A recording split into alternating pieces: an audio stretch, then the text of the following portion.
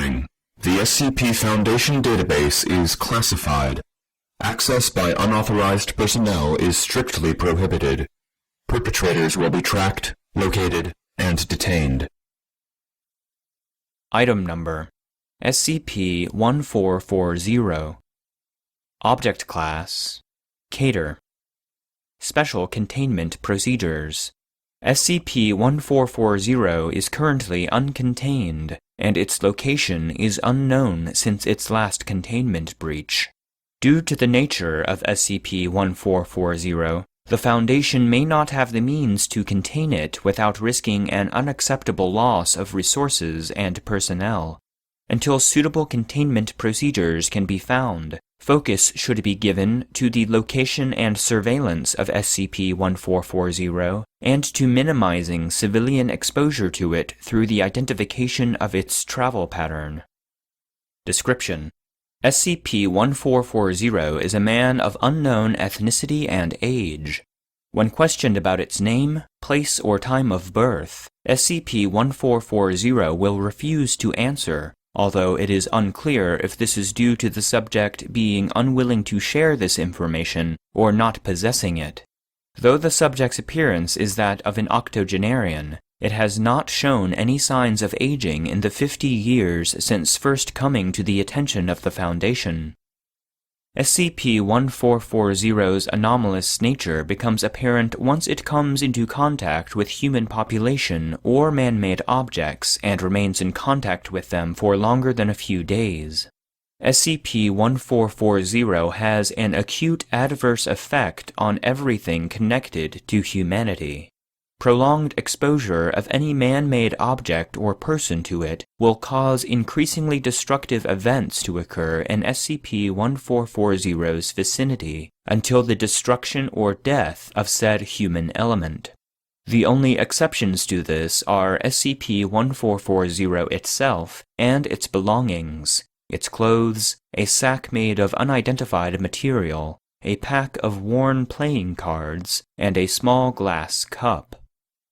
SCP-1440 appears to be aware of its effect on human populations, and will attempt to avoid coming into contact with them whenever possible.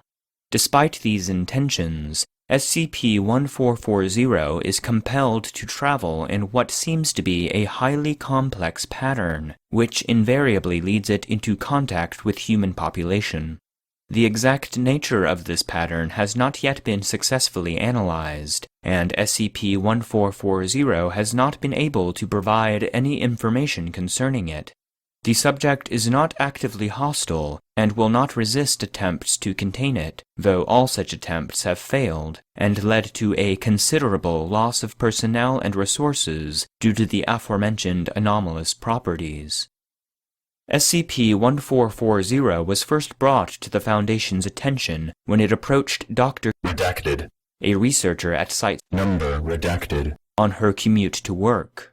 SCP-1440 showed unexplained knowledge of Dr. Redacted. work for the Foundation and requested her assistance. When Dr. Redacted. inquired about the nature of the assistance the subject required, it responded that it hoped the Foundation would be able to destroy him.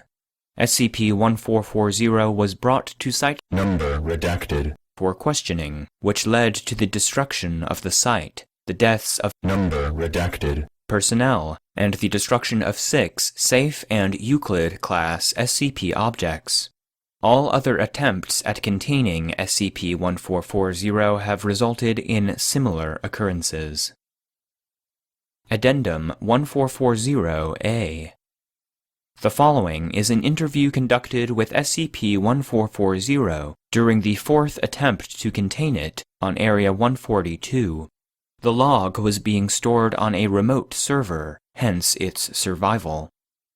Interview Log 1440-7. Interviewer: Dr. Redacted. Interviewed: SCP-1440. Forward: Following the arrival of SCP-1440 to Area 142, personnel began complaining about severe headaches and nausea. In the next 2 days, 3 of the 4 on-site water purification filters broke down.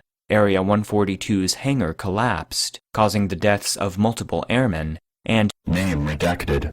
previously in perfect physical condition, suffered a complete collapse of both kidneys and both lungs simultaneously. Begin log. Good afternoon, SCP-1440. And to you, Doctor. Do you know why we brought you here? Of course I do. And applaud you for still attempting to contain me, but since your last 3 attempts, I came to realize you cannot help me. It would be best if you let me go, for your own good. The first brother is already standing behind you, Doctor. You would best hurry. You mentioned these brothers before. 3, if I recall correctly. 3, aye. Different, but one and the same. All cruel, all vengeful, all capable of holding a grudge for a long time. They are the cause of my misfortune, and therefore the cause of yours. The second brother joins the first. Time is running short. Release me or I cannot vouch for your safety. It might already be too late. I'm afraid I can't do that. Besides, you mentioned 3 brothers. If the third isn't here yet, we must have some time left. The third never appears. In that, he is crueler than both his brothers, for he knows his appearance is the only thing that will set me free. I have spent time untold searching for him, trying to return his prize and those I won from his brothers, but to no avail. The second has his hands on your shoulders. It is too late now. Doom is never far behind the second. Before you perish, my poor child, allow me to give you a word of advice. Go ahead. Should you choose to challenge death to a game of cards for your life, there is one thing you must never do. And what is that? Win. End log. Closing statement. At that moment, the on-site nuclear device stored in Area 142 detonated, despite multiple failsafes. Area 142 was destroyed, and all on-site personnel were killed. SCP-1440 was spotted more than 3,000 kilometers away from Area 142's location, a week following its destruction, suffering no apparent harm.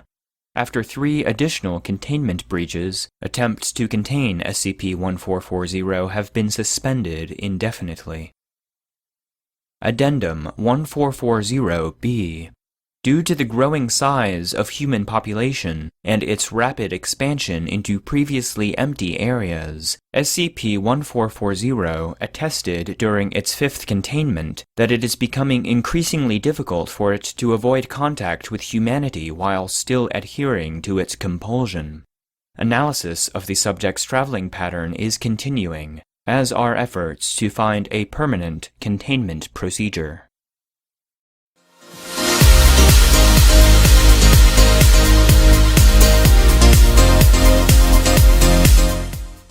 That's all, Zipsters! Like and subscribe.